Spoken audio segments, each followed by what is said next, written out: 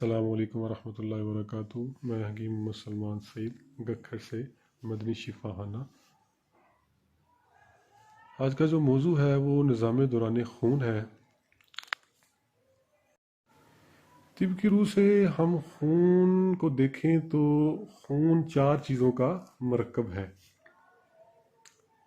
Number 1 خون ہے، اس میں نمبر 2 بلغم ہے، نمبر 3 صفرا ہے، نمبر 4 اس میں سودا ہے۔ انسانی جسم میں کم و بیش 6 لیٹر خون جو ہے وہ ہر ٹائم گردش کرتا ہے۔ تو خون میں حالات کی نسبت ہم یوں سمجھ لیں کہ اگر ہم انسانی جسم میں 6 لیٹر خون تصور کریں تو اس میں جو خون ہے وہ 3 لیٹر ہوگا، اور بلغم جو ہے وہ کم و بیش 1.5 لیٹر، اور صفرا 1 لیٹر، اور سودا آدھا لیٹر ہوگا۔ خون کی جو گردش ہے، خون دل سے جگر اور جگر سے دماغ کی طرف گردش کرتا ہے۔ خون دل سے بذریعہ شریان جگر یعنی عروق شعریہ سے گزرتا ہوا اعصاب اور دماغ کی غذا بنتا ہے۔ جب خون دل کے بائیں بطن سے بڑی شریان یعنی جو اورتا سے ہوتا ہوا جسم کے اعضاء و خلیات کی غذا بننے کے لیے جب روانہ ہوتا ہے تو اس میں لطافت بہت زیادہ ہوتی ہے، اور خون کے جو لطیف اجزاء ہیں، آکسیجن، سرخی، حرارت، رطوبت شامل ہوتی ہے، اور وہ شامل ہونے سے اس کا جو ذائقہ ہے خون کا وہ شیریں نمکین ہوتا ہے۔ یہاں جو خون کا مزاج ہوگا وہ گرم تر ہوگا، اور یہی جو ہے طبی خون کہلاتا ہے۔ اس کے بعد جب خون شریانوں میں گردش کرتا ہے، مطلب کہ آگے باریک شریانوں میں جب جاتا ہے تو وہاں اس کی حرکت کے نتیجہ میں جو حرارت پیدا ہوتی ہے اور اس سے مزید لطافت بڑھ جاتی ہے، تو اس وقت خون جو ہے وہ اس کی رنگت جو ہو جاتی ہے وہ نارنجی یا زردی مائل سرخ ہو جاتا ہے، اور وہ ذائقے میں نمکین اور شیریں ہی رہتا ہے، لیکن اس میں صفراویت غالب آ جاتی ہے، کیونکہ حرکت سے حرارت پیدا ہوئی اور حرارت سے رطوبت قدرے پیچھے چلی گئی اور اس میں خشکی آ جاتی ہے۔ مطلب کہ مزید لطافت، اس کو خشکی نہیں کہیں گے، ایسی چیز کہ مزید لطافت آ جائے گی اس میں، تو اس کے صفراویت جب غالب آ جائے گی تو اس وقت اس کا جو مزاج ہے وہ نسبتاً گرم خشک ہو جائے گا، اور وہ اس میں صفراویت غالب آ جائے گی، اور یہی صفرا ہے، اس کو ہی طبی صفرا کہتے ہیں، جو جسم کے تمام غدد کی غذا بنتا ہے۔ اب جب اس میں صفراویت غالب آ جائے گی تو وہ خون رقیق ہو جائے گا، پتلا ہو جائے گا، وہ اس لیے کہ شریانوں بال سے بھی باریک شریانیں ہوتی ہیں، وہاں پہ گردش کرے گا، وہاں تک اس کی رسائی ہوگی، اور شریانوں میں کہیں بھی کوئی کلاٹ یا سدا ہوگا تو اس کو وہ کھولتا جائے گا، کیونکہ نمک جو ہے وہ پانی کو، جو سدے ہیں ان کو تحلیل کر دیتا ہے، تو خون کے اندر جو بھی کوئی ایسے مادے ہوں گے جس میں رکاوٹ شریانوں میں آئے گی تو وہ صفرا کی وجہ سے اور نمکینیت کی، نمک کی وجہ سے وہ ڈیزالو ہوتی جائے گی، وہ تحلیل ہوتی جائے گی۔ اب جب خون شریانوں سے ہوتا ہوا غدد غشائے محاطی یعنی عروق شعریہ کے ذریعہ سے جسم کے خلیات پر ترشح کرتا ہے تو اس میں حرارت و رطوبت یعنی آکسیجن، گلوکوز موجود ہوتا ہے، جو رطوبت طلیہ کی صورت میں، رطوبت دمویہ کی صورت میں، پلازمے کی صورت میں جسم کے خلیات کی غذا بنتا ہے۔ اب دیکھیں کہ جب خون شریانوں میں تھا تو وہ رقیق تھا، اس میں صفراویت تھی، اس میں صفرا تھا، تو اس کا جو مزاج تھا وہ گرم خشک تھا۔ اب جو صفرا ہے وہ گرم خشک ہے، وہ غدد کی غذا ہے، सफरा जो है गदद ने चूस लिया, अपनी गज़ा हासिल कर ली, और आगे से खून से उसमें जो शक्कर अज्जा थे, रतूबत थी, हरारत थी, ऑक्सीजन थी, वो आगे तरशे कर दी रतूबत तलैया की शक्ल में।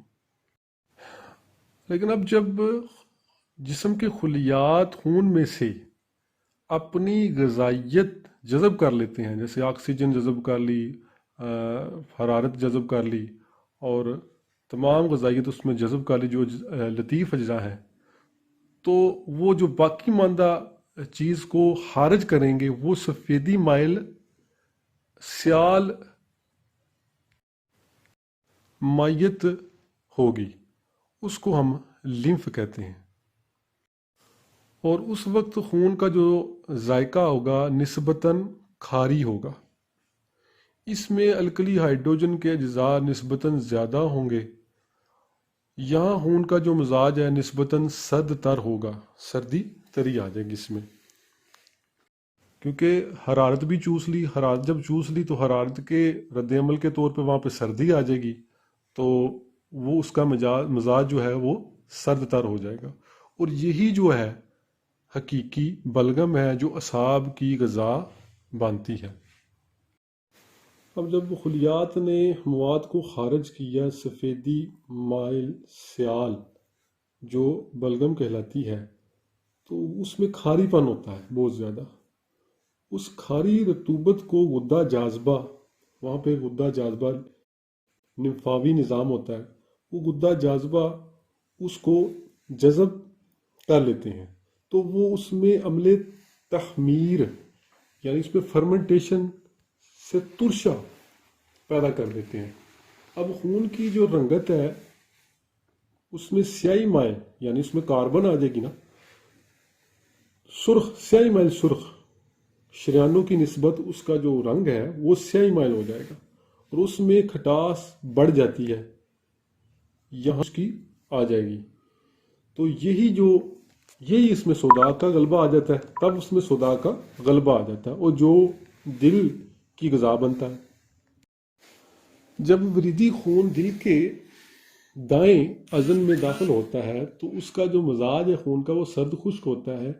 क्योंकि उस खून में सोदा, खटास और कार्बन होती है जो दिल की गज़ा है। दिल उसमें से जो है सर्दी को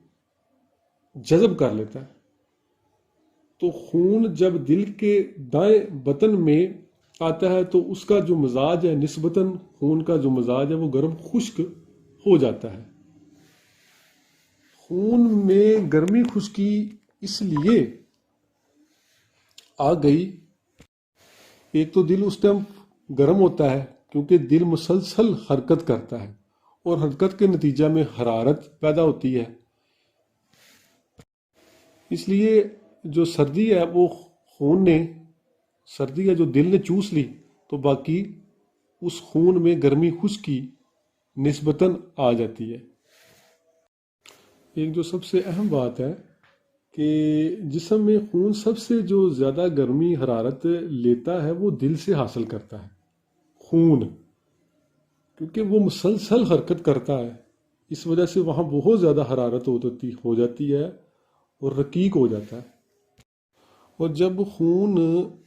दिल के दाएं बतन से फेफड़ों में जाता है तो उसका जो मिजाज है वो गर्म खुश्क है, तो एक तो फेफड़े ने अपनी ग़िज़ा हासिल ली उस सफरा की वजह से, और दूसरा उसमें से जो कार्बन डाइऑक्साइड है यानी खुश्की है उसको खारिज कर दिया। कार्बन डाइऑक्साइड और भी जितनी गैसें हैं उसको सांस के थ्रू जिस्म से खारिज कर दिया और उसमें ऑक्सीजन शामिल कर दी। तो उस वक्त खून का जो मिजाज है गर्म तर हो जाता है, और खून फेफड़ों से होता हुआ दिल के बाएं अज़न में दाखिल होगा, वहाँ दिल से मज़ीद लेकिन उससे मज़ीद गर्मी हासिल करेगा। जो बात मैंने पीछे की है कि खून जिस्म में से सबसे ज़्यादा जो गर्मी है वो दिल से लेता है, यानी उससे दिल से मज़ीद गर्मी और ताकत हासिल करके दिल के दाएं बतन से औरता दिल की जो बड़ी शरीयान से पूरे जिस्म में پھیل جاتا ہے۔ گویا جب خون دل کے بائیں بطن سے نکلتا ہے تو اس وقت خون کا مزاج دوبارہ گرم تر ہو جاتا ہے، جو خون کے قائم مقام ہے۔ دوران خون کا یہ جو چکر ہے حالت صحت میں چلتا رہتا ہے۔ اب میں اعضاء میں اخلاط کے مقام کو بیان کروں گا۔ جب جسم میں عضلاتی تحریک بڑھے گی حالت صحت میں، تو جو جسم میں غدہ جاذبہ وہ تیز کام کرنا شروع کر دے گا، یعنی اس میں طبیعت میں صداع بڑھنا شروع ہو جائے گا، خون میں صداع بڑھنا شروع ہو جائے گا۔ تو جو طبیعت ہے خون میں جو نسبت ہے اخلاط کی اس کو برقرار رکھے گا۔ تو طبیعت جو ہے وہ حرارت غریزی کے ساتھ عمل کر کے اس اضافی صداع کو تیلی کے مقام پر محفوظ کر لے گا، کیونکہ جو صداع ہے یہ تو دل کی غذا ہے۔ تو جب صداع کی مقدار خون میں کم ہو جائے گی تو تب حرارت غریزی طبیعت کے ساتھ عمل کر کے خون میں اس نسبت کو، صداع کی اس نسبت کو برقرار رکھے گی، یعنی جو صداع کا جو مقام ہوا اعضاء کے لحاظ سے وہ تلی ہوا۔ اب جب جسم میں غدی تحریک کا غلبہ ہوگا حالت صحت میں، تو یہ جسم میں یعنی خون میں صفرا کی مقدار بڑھنا شروع ہو جائے گی، لیکن طبیعت خون میں صفرا کی نسبت کو برقرار رکھے گی۔ جو صفرا ہے یہ جسم کے تمام غدد کی غذا ہے۔ جب جسم میں صفرا بڑھ جائے گا تو طبیعت جو حرارت غریزی کے ساتھ اسی طرح عمل کر کے وہ زائد شدہ صفرا کو پتے کے اندر، پتے کے مقام پر اس کو محفوظ کر لے گی۔ اور جب جسم میں صفرا کی کمی ہوگی، یعنی خون میں صفرا کی کمی ہوگی، تو اس ٹائم پتے سے نکل کر وہ دوبارہ طبیعت جو حرارت غریزی کے ساتھ عمل کر کے اس نسبت کو، صفرا کی اس نسبت کو خون کے اندر برقرار رکھے گی، یعنی صفرا کا جو اعضاء کے لحاظ سے مقام ہوا وہ مرارہ پتا ہوا۔ اب حالت صحت میں جب اعصابی تحریک ہوگی تو جسم میں بلغم کا غلبہ ہوگا، تو طبیعت جو ہے خون میں بلغم کی اس نسبت کو برقرار رکھے گی۔ بلغم جو ہے ہماری اعصاب کی غذا بنتی ہے، اور جو بلغم کا مقام ہے وہ خون ہی ہے، یعنی جو بلغم ہے یہ خون، کچا خون اس کو کہتے ہیں، یہ خون کے ساتھ ہی بہتی ہے، جہاں خون جاتا ہے وہاں ہی بلغم ہوتی ہے۔ تو یہ ہمارے جسم کی جب غذا بننے کے بعد اضافی جو بلغم ہوتی ہے، تو طبیعت حرارت غریزی کے ساتھ عمل کر کے بلغم پر کو نضج کر دیتی ہے اور وہ اس کو خون میں تبدیل کر دیتی ہے۔ تو جب وہ خون میں تبدیل ہو جائے گی تو خون کی مقدار جسم میں بڑھنا شروع ہو جائے گی، خلط خون کی مقدار بڑھنا شروع ہو جائے گی۔ تو خلط خون جو ہے یہ مسل کی غذا ہے، کیونکہ اس میں گلوکوز ہوتا ہے، لطیف اجزاء ہوتے ہیں، آکسیجن ہوتی ہے، تو یہ مسل کو غذا زیادہ مہیا شروع کر دے گا جب خون کی مقدار، خلط خون کی مقدار جسم میں بڑھے گی۔ تو خون جو ہے پھر اس مسل کے اوپر ایک چربی جس کو گڈ فیٹ کہتے ہیں وہ بنا کر اس کو مسل کو فربا کر دیتا ہے۔ تو اب جب جسم میں خون کی یا بلغم کی کمی ہوتی ہے، خلط خون یا خلط بلغم کی کمی ہوتی ہے، تو وہ دوبارہ طبیعت جو ہے دوبارہ حرارت غریزی کے ساتھ اس چربی کے اوپر عمل کرے گی، اس کو پگھلا کر، تحلیل کر کر خون میں جو خون میں خون خلط خون اور بلغم خلط بلغم کی جو ہے نسبت اس کو برقرار رکھے گی۔ نظام دوران خون حالت صحت کا بیان ہوا ہے، اس میں 6 تحریکات بھی پوری ہوتی ہیں۔ دیکھیں، جب خون دل کے بائیں بطن سے بڑی شریان اورتا میں آتا ہے تو اس وقت تحریک جو ہوگی وہ عضلاتی غدی ہوگی، اور جب خون شریانوں میں آگے گردش کرتا ہے، بڑی شریان سے آگے جب گردش کرتا ہے، مختلف پورے جسم میں شریانوں میں پھیلتا ہے، تو اس وقت جو تحریک ہوگی وہ غدی عضلاتی ہوگی۔ اور جب خون شریانوں سے ہوتا ہوا غدد غشائے محاطی یعنی عروق شعریہ سے کے ذریعے جسم و عضلات کی خلیات پر ترشے کرے گا، اس وقت تحریک غدی اعصابی ہوگی۔ جب عروق شعریہ کے ذریعہ سے جو رطوبت طلیہ ترشے ہوتی ہے، جب وہ اعصاب دماغ کی غذا بنتی ہے، اس وقت تحریک جو ہوگی وہ اعصابی غدی ہوگی۔ اور جب وہی ترشے جسم کے خلیات کی غذا بننے کے بعد فضلات کی شکل میں خارج ہوتی ہے، وہ لمف کہلاتی ہے، تو اس وقت جو تحریک ہوگی وہ اعصابی عضلاتی تحریک ہوگی۔ اور جب لمف غدہ جاذبہ کے ذریعہ سے جذب ہو کر وریدی خون میں شامل ہو کر دل کے دائیں اذن میں داخل ہوگی، اس وقت تحریک جو ہوگی وہ عضلاتی اعصابی ہوگی۔ یہاں پر آ کے 6 تحریکات کا جو سرکل ہے وہ پورا ہو جاتا ہے۔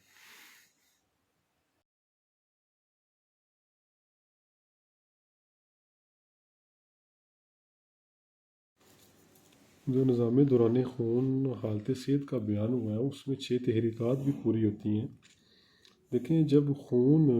دل کے بائیں بطن سے بڑی شریان اورتا میں آتا ہے تو اس وقت تحریک جو ہوگی وہ عضلاتی غدی ہوگی۔ اور جب خون شریانوں میں آگے گردش کرتا ہے، بڑی شریان سے آگے جب گردش کرتا ہے، مختلف پورے جسم میں شریانوں میں پھیلتا ہے، تو اس وقت جو تحریک ہوگی وہ غدی عضلاتی ہوگی۔